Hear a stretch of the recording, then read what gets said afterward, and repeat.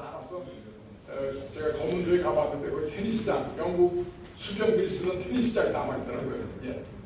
그런데 재밌는 거는 해양 세력과 대륙 세력이 20세기, 지금 21세기까지 계속 대결을 계속한다는 거다.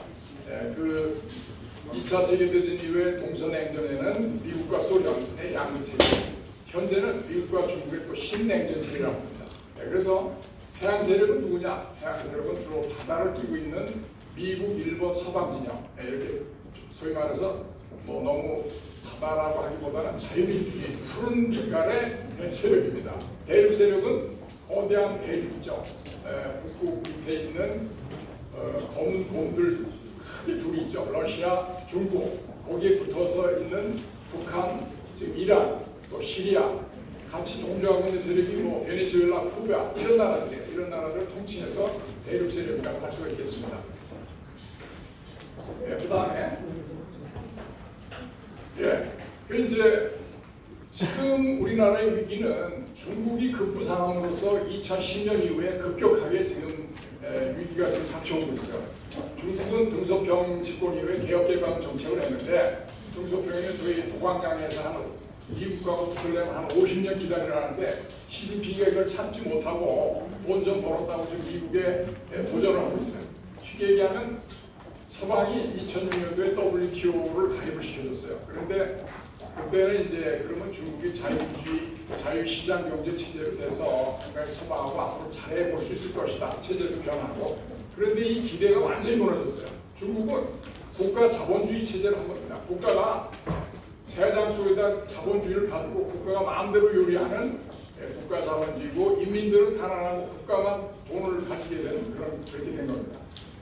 그래서 시진핑의 집권 이후에 국가 자본주의 및 인민에 대한 국가 통제가 더욱 강화돼서 지금 이제 그다음에 트럼프가 그래서 이러한 그 중국의 도전을 조기에 차단하고자 해서 이제 미중 무역 전쟁을 좀 일으키고 있죠. 하고 있죠. 앞으로도 중국 주기가 지속될 전망인데 이건 미국에서는 단순히 무역 전쟁이 아니라 체제 전쟁이야. 체제 전쟁뿐만 아니라 문명의 충돌이라고 합니다. 그 클래시 오브 시빌라이제이션이라고 해서 이거는 도저히 중국과는 어떻게 같이 해볼 수가 없는 거예요. 모든 그게 이제 중앙 집권에다가 인민에 대한 통제, 지금 뭐 인터넷으로 전부 하나하나를 전부 동물농장처럼 하겠다는 거예요. 앞으로 그런 나라예요. 그래서 미국은 여기에 대해서 어떻게 할 거냐? 인도 태평양 파트너십이라는 걸 이제 새로이 구축을 하기 시작했어요. 특히 여기는 전에는 태평양 사령부였는데 이게 이제 인도 태평양 사령부로 바꿔가지고 중국이 국경을 맡은 나라가 14개 나라예요. 전부 다 미국이 거기 이웃 나라에다가 기지도 설치하고 해서 친미국가를 만들면서 중국을 포위하고 있어요. 그 다음에 이제 중장거리 핵미사일을 한국, 일본, 호주 등에 배치 계획이 있어요. 중국이 강력히 반발하고 있는데 이건 뭐 반발해봐야 하는 겁니다. 그 다음에 미국은 지금 홍콩의 민주화 시위, 대만의 독립, 신장 위구, 티벳의 이것을 미국이 지지하면서 사실은 중국의 분열, 중국이 한 5개 정도로 깨지는 것을 지금 사실 후원하고 있다고 볼 수가 있겠습니다.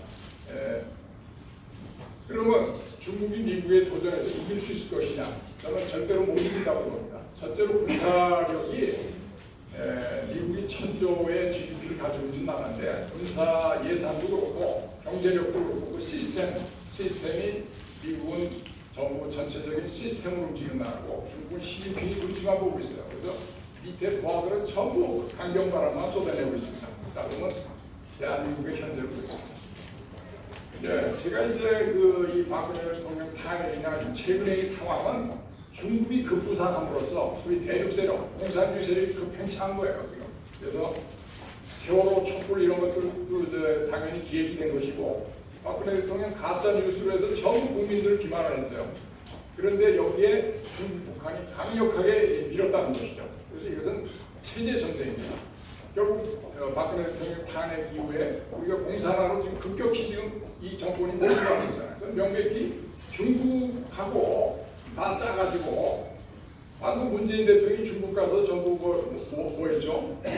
그래서 촛불 시위에 보면은 그 뒤에 이석광 북한 사회주의의 답이다 하는 구호가 나오면서 이미 공산화로 가는 길이 거기 다 나와 있었습니다.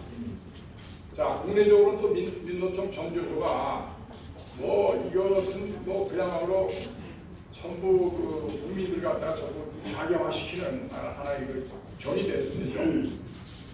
그다음에 문 대통령은 뭐 북한에 대해서 국제 제재를 완화해달라고 작년인가 유럽을 순방했었죠. 국제사회로 냉대를 받고 아주 조롱거리가 됐죠. 그리고 대한민국은 지금 안보 및 경제를 현재 약화시키는 정책을 했어요. 우일 군사합의 평화가 오지도 않았는데 휴전선 일대를 전부 다 무장 해제해버렸어요. 이건 완전히 헌법 위반이고 대한민국의 대통령으로 책임을 방기한 거죠. 정당 사단을 해체하고 있어요. 병사 복무기간을 단축하고 있어요. 인구도 주는데 병사 복무기간을 단축하면 뭐가 되겠습니까? 국방을 할 수가 없는 거예요. 탈원전, 누가 이제 장 박사님 말씀하셨지만 최저임금 주 50이죠. 제가 어제 이태원을 오래간만에 회식을 갔는데 이태원이 불이 꺼진 데가 굉장히 많더라고요. 전에는 휴양철라인데 4분의 1이 문을 닫거나 전부 공실이 돼가지고 폐허가 지금 돼 있어요. 대한민국 경제 현주소를 제가 어제 목격을 하고 왔습니다. 다음에 그래서 문재인 정권이 다 그 촛불에 여러 가지 약속도 하고 그래서 중국 가가지고 중국한테 산불 정책을 약속을 했잖아요. 사드 추가 배치 금지, 미사일 방어 체제 불편이, 한미일 동맹 멈추고. 그동안에 우리가 미국의 한미 상호장관을 통해서 자유와 번영을 누렸는데 이제 와서 배신을 때리고 중국한테 붙어가지고 새로 하겠다는 거예요. 중국이 미국을 이기면 또 그렇게 할 수도 있겠는데 이길 수도 없는 이 짓을 해서 대한민국을 급격히 지금 공산화하려고 하고 있는 겁니다. 자, 그다음 일본하고는 어때요? 한일 국교 정상한테 다 약속한 것을 대법원에서 파기시켜가지고 완전히 일본을 열받게가지고 우리가 지금 경제 제재를 일종에 당하고 있잖아요. 이건 말이 안 되는 거예요. 국제 합의 지켜야죠. 그래서 문 정권은 사면 초과의 고립 상태고 결국은 중국은 한반도를 아주 속국으로 취급하는 오만방자한 태도를 유지하고 있습니다. 북한은 또 남한 정부를 부하처럼 취급하고 있는데 우리 문 정권이 중국, 북한에 다 가서 설설 기고 있잖아요. 이 공산주의 애들은 설설 기면 밥습니다. 그래서 문 대통령이 중국 가서 혼밥되죠. 기자들은 폭행당했죠. 또 북한한테는 삶은 소대가리가 누워 솟는다고 조롱을 당하고 그뿐만 아니겠습니까? 엄청난 일이죠. 자, 마지막으로 대한민국의 선택. 대한민국은 아시겠지만 이승만 대통령이 1948년에 자유민주주의 시장경제헌법을 채택을 하고 한반도의 유일한 헌법정부로 승인됐는데 6.25를 맞이해서 결국은 또 미국을 주축으로 된 유엔군의 방어를 해서 자유대한민국이 수호가 됐습니다. 그래서 자유와 번영을 일으켰죠. 그 미국의 힘으로. 그런데 이게 어떻게 된 셈인지 이제 80년 5.18 민주화 시위 등을 계기로 해가지고 운동권 세력이 사회 곳곳에 되면서 주체사상을 신봉하면서 남한의 공산사회주의 인프라를 지난 40년 동안 구축해온 겁니다. 물론 이제 우파가 반성을 했죠. 여기에 대해서 한 곳이 없으니까. 그래서 박정희 독재를 비판하면서 잔인한 반인권의 김일성 3대 제습 독재는 숭상하는 어이없는 정신상태 및 정치 행태를 보이고 있습니다. 이게 참 배탄할 만한 일입니다. 자, 마지막으로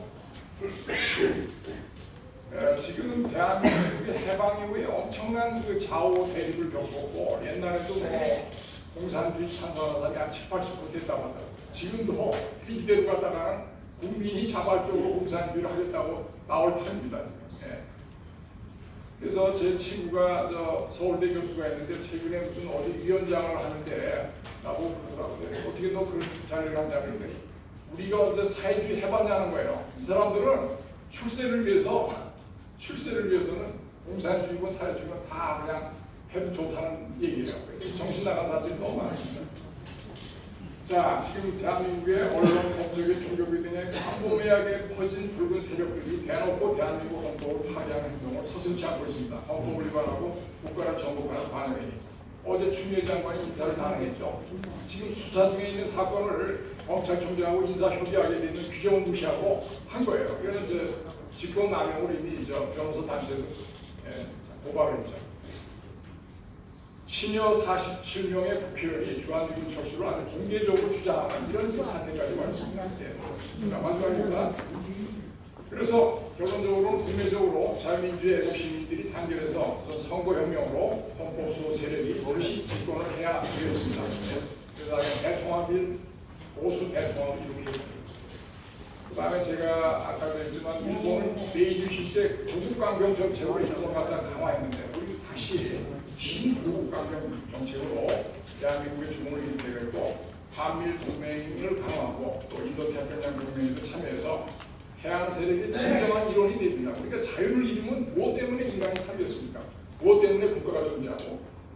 그래서 자유민주주의한 통일로 제가 자유통일국민연합이라는 단체를 부르고 있지만 비전은 우리가 통일을 자유민주주의로 해야 됩니다. 반드시 어떤 통일도 그 밖에는 소용이 없다는 것이다. 우리가 동북아의 중심국가가 되고 특히 그 만주 같은 데는 미군의 지원을 얻어서 우리가 국토를 회복하면서 일본하고 중국 사이에서 당당한 국가가 되는 거예요. 그래야 우리나라가 비전이 있습니다. 자, 마지막 결론은 우리가 이 시대에 중국, 북한에 굴복해서 노예를 살 것인가 아니면 자유진영의 일원으로 해서 자유와 번영을 계속할 것인가. 아까 김태식께서 얘기했는데 그 답은 우리의 가슴 속에 있습니다. 우리의 선택에 달렸습니다. 감사합니다. 감사합니다. 5분에 10분 동안 열강을 해주셨습니다. 다시 한번 큰 박수 부탁드립니다. 네.